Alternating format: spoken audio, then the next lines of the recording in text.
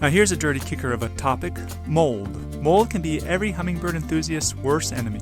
We're talking about the tedious but necessary task, cleaning your hummingbird feeders. And trust us, it's more important than you might think. You see, keeping those nectar feeders clean isn't just about tidiness. It's a lifeline for these small, high-energy creatures. But why, you ask? We'll find that out in a minute. So how do we go about properly cleaning our nectar feeders? First, you'll need some dish soap, a bucket, and some brushes. Start by taking your feeder apart and soaking it in warm, soapy water. Use those brushes to gently scrub away any crystallized sugar or syrup. Don't forget all those nooks and crannies. Hummingbirds are particular about cleanliness. And that reminds me, let's answer a question about why it's so important to clean our hummingbird feeders regularly.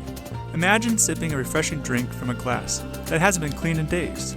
Kind of reminds me of my single days. Not so appealing though, right? Well, it's no different for our hummingbird friends. Clean feeders mean clean nectar, and that's vital for their health. Moldy and dirty feeders can lead to harmful bacteria growth, making our tiny pals sick or even die. Now here's a dirty kicker of a topic: mold. Mold can be every hummingbird enthusiast's worst enemy. That's where a 10% bleach solution can come in handy.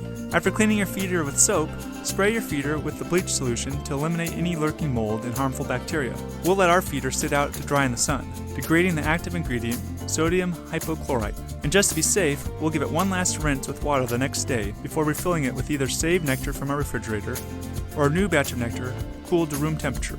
But how often should we clean our feeders? Well, that largely depends on the weather. In hotter weather, it's a good idea to clean them every 1 to 3 days. In cooler temps, you can stretch that out a little bit longer to maybe up to a week. And here's a pro tip: make your nectar in smaller batches to avoid leftovers and prolonged sitting where mold can take over. Also, it's a good practice to fill your feeders halfway, so there's less chance of mold developing. And keep any extra nectar in your refrigerator, extending its shelf life. This way you can refill your feeders periodically, ensuring your hummingbird buddies always get fresh, clean nectar. So there you have it, folks. The lowdown on keeping those hummingbird feeders squeaky clean and those hummingbirds in your yard and not in your neighbor's. By doing this simple task regularly, you're not just maintaining a tidy yard, you're protecting the health of these incredible creatures.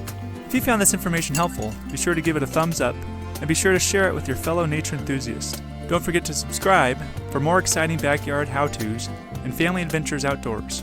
Share any of your questions or tips about your own hummingbird feeder care in the comments below. We love hearing from you. Until next time, keep your feeders clean and your hearts open to the wonders of nature.